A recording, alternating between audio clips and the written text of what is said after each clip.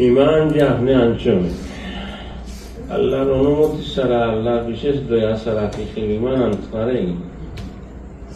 ولو شاء الله لجعلكم أمة واحدة ولكن يدخل من يشاء في رحمته আল্লাহর বিশেষ দয়া না হইলে আপনি পারতেন না। যার প্রতি বিশেষ দয়া হয় এরাই ইমান আমল কিছু ইবাদত বন্দেগি করতে পারে। আপনারা যে আল্লাহ তাআলা তার দরবারে আবার সুযোগ দেন, মসজিদের যে আইটা পারবা এটা সুযোগ, এটা আমার আপনার কোনো কৃতিত্ব নাই, বড়ত্ব নাই। আমরা চেয়ে বহু বড় আলিম, বড় জাননেওয়ালা, শরীর সুস্থ, খুবই ভালো, কোনো অসুবিধা নেই, কিন্তু এত হইতে পারে না, হইতে পারে।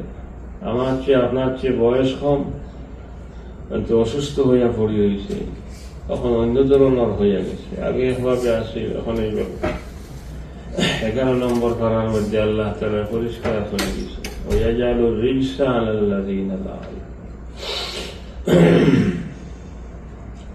সমস্যা নাই আল্লাহর বিশেষ দয়া ছাড়া। তাই নামাজও যখন মুয়াজ্জিনে আযান দেন আর হইন হাইয়া আলাস সালাহ, তখন আপনারা কিতা হন,